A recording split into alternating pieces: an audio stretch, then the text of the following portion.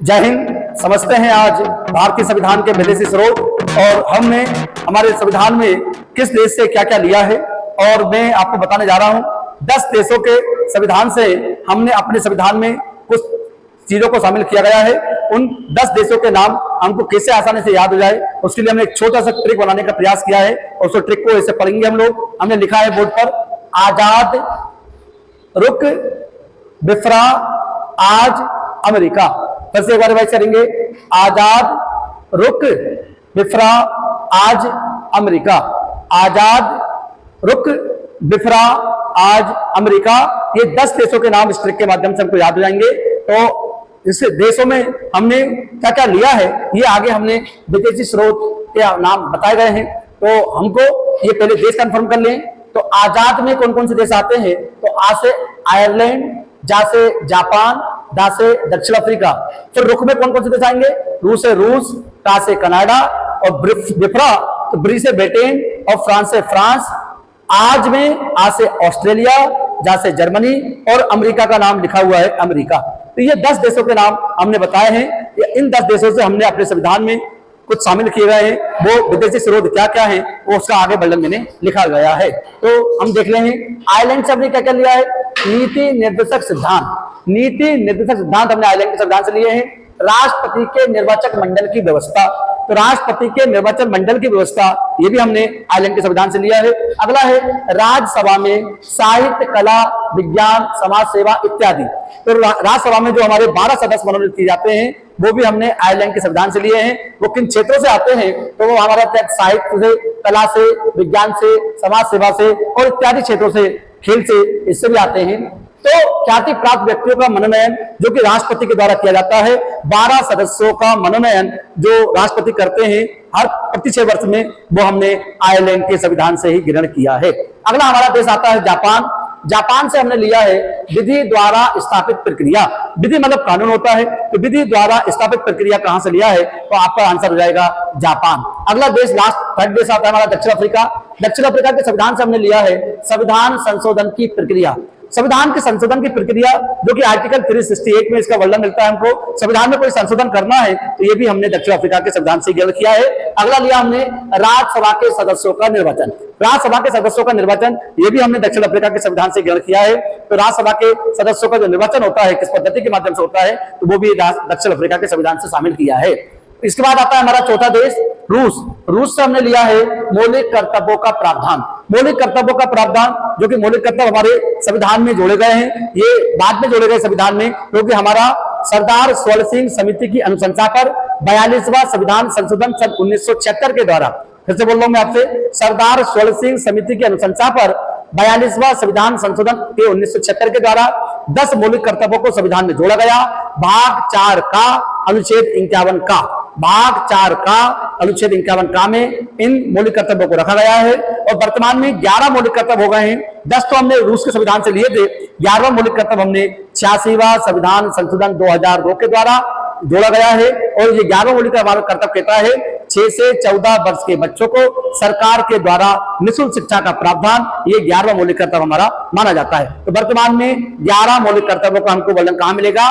भाग 4 का आर्टिकल 51 का, अनुच्छेद 51 का में वर्णन मिलता है। अगला देश आता है हमारा कनाडा। कनाडा से हमने लिया है संघात्मक विशेषताएं, अवशिष्ट शक्तियां केंद्र के पास, राज्यपाल की नियुक्ति, संघ और राज्यों के भी शक्तियों का विभाजन, सर्वोच्च न्यायालय का परामर्श न्याय निर्णय। ये हमने सारी चीजें कनाडा के संविधान से ग्रहण करी हैं ताकि हमारे संविधान में मिलाया रहे। अगला देश आता है हमारा ब्रिटेन। ब्रिटेन से हमने लिए एकल नागरिकता। एकल नागरिकता ब्रिटेन के संविधान से लिए है। संसदात्मक शासन प्रणाली ये भी लिया हमने। विधि निर्माण प्रक्रिया, विधि का शासन, संसदीय विशेषाधिकार, मंत्रिमंडल प्रणाली, परामर्शार्थी लेख और दूसरात्मक बात। तो ये हमने सब ब्रिटेन के संविधान से ग्रहण किया है। फिर एक बार रिवाइज कर रहा हूं, एकल नागरिकता ली है, संसदात्मक शासन प्रणाली ली है, विधि निर्माण प्रक्रिया ली है, विधि का शासन लिया है, संसदीय विशेषाधिकार लिया है, मंत्रिमंडल प्रणाली ली है और परमाधिकार लेख और द्विसदनवाद ये हमने ब्रिटेन के संविधान से लिया है। हमारे देश में द्विसदन चलती है, मतलब एक लोकसभा और दूसरा राज्यसभा। राज्यसभा जो कि हमारे देश का उच्च सदन माना जाता है और लोकसभा हमारा निम्न सदन माना जाता है, लेकिन लोकसभा प्रथम सदन माना जाता है और राज्यसभा द्वितीय सदन माना जाता है। ये हमने ब्रिटेन के संविधान से ग्रहण किया है। अगला देश आता है हमारा फ्रांस। फ्रांस से हमने गणतंत्रात्मक शासन प्रणाली ली है। गणतंत्रात्मक शासन प्रणाली फ्रांस और समता और बंधुता के आदर्श, समता और बंधुता के आदर्श लिए हैं। ये हमने फ्रांस के संविधान से अपने संविधान में शामिल किया है। अगला देश आता है हमारा ऑस्ट्रेलिया।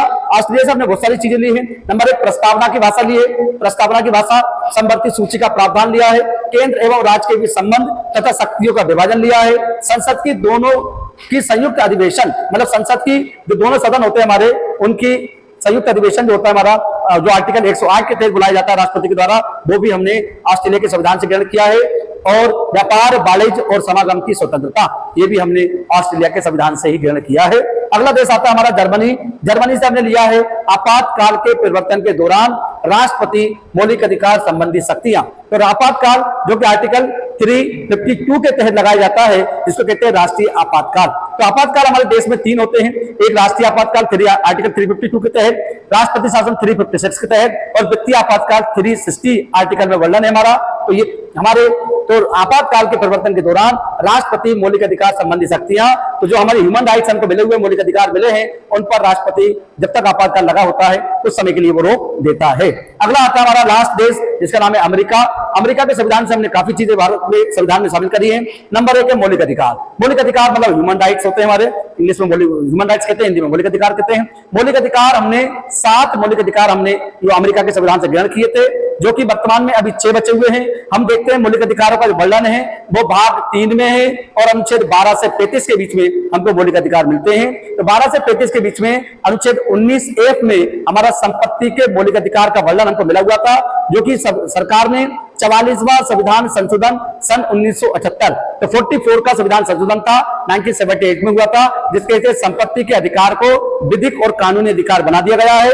तो यह आर्टिकल 19F से हटाकर वर्तमान में 300 का में रख दिया गया है। तो अब वो हमारा विधि और कानूनी अधिकार हो गया है। इसलिए कहते हैं कि मौलिक अधिकार जो 7 मिले हुए थे, अब वर्तमान में 1 हट गया और 6 मौलिक अधिकारों का वर्णन हमको भाग 3 में अनुच्छेद 12 से 35 के बीच में मिलता है। ये हमने अमेरिका के संविधान से ग्रहण किया था। और आगे बढ़े तो निर्वाचित राष्ट्रपति मतलब राष्ट्रपति का निर्वाचित एवं उस पर महाभियोग। तो राष्ट्रपति का जो निर्वाचन होता है हमारा, वो उसका कैसे चयन करेंगे, तो एकल सकमल मत पद्धति के द्वारा राष्ट्रपति का चयन होता है और आर्टिकल 61 के तहत महाभियोग की कार्रवाई उस पर की जाती है।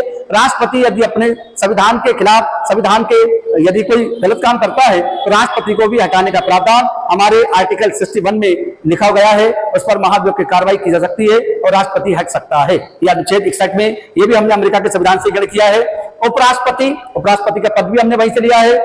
और उच्चतम एवं उच्च न्यायालयों के न्यायाधीशों को हटाने की विधि, मतलब सर्वोच्च न्यायालय सुप्रीम कोर्ट बोलते हैं, उच्चतम न्यायालय बोलते हैं, सर्वोच्च या हम बोलते हैं सुप्रीम कोर्ट, सर्वोच्च न्यायालय या उच्चतम न्यायालय, बात एक ही है। और हाई कोर्ट को उच्च न्यायालय कहते हैं। तो इनके जो न्यायाधीश होते हैं उनको हटाने के प्रावधान या विधि कहां से लिया है, तो ये भी हमने अमेरिका के संविधान से ही ग्रहण किया है। अगला आता है हमारा वित्तीय आपातकाल। वित्तीय आपातकाल जो कि आर्टिकल 360 में इसका वर्णन मिलता है हमको, इसका भी वर्णन हमको वो अमेरिका के संविधान से हमने लिया है। न्यायिक पुनरावलोकन, ये भी हमने अमेरिका के संविधान से लिया है। संविधान की सर्वोच्चता, तो हमारे देश में जो है संविधान सर्वोच्च है, संविधान से ऊपर कोई नहीं होता है। सारे पद जितने भी हमारे देश जो चलता है वो संविधान से ही चलता है। तो इसीलिए कहा जाता है संविधान की सर्वोच्चता, संविधान सर्वोपरि है हमारे देश में। तो संविधान की सर्वोच्चता ये हमने अमेरिका के संविधान से ग्रहण किया है।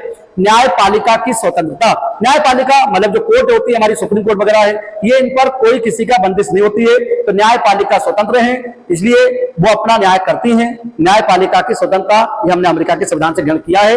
और प्रस्तावना जो पढ़ते हैं हम लोग, वो भी हमने अमेरिका के संविधान से ही किया है। तो ये सारी चीजें हमने खास 10 देश जो बताए मैंने आपको, 10 कंट्रीज के नाम लिखे हैं, उन 10 देशों के नाम आपको आसानी से याद हो जाए और उस देश से हमने क्या क्या लिया है विदेशी स्रोत हमने, वो भी हमको याद हो जाए। पार्ट ट्रैक को हम रिवाइज करेंगे ना। आजाद, रुक, विफ्रा, आज अमेरिका, तो आज से आयरलैंड मैंने बताया था, जहां से जापान, जहां से दक्षिण अफ्रीका, रूस से रूस, कहां से कनाडा, से ब्रिटेन, फ्रांस, ऑस्ट्रेलिया, जर्मनी और अमेरिका, ये 10 देशों का हमने संविधान में को शामिल किया है। तो अब यदि आप इसका स्क्रीनशॉट लेना चाहते हैं तो ले सकते हैं। इसके बाद आपको पीडीएफ जो है डिस्क्रिप्शन में डाल दी गई है, उसको आप देख सकते हैं। मिलेंगे नेक्स्ट क्लास में। जय Hind. I feel like I go through hell, damn. Wasting time on your dreams instead of mine. Yeah, about to turn this franchise around on a dime, man.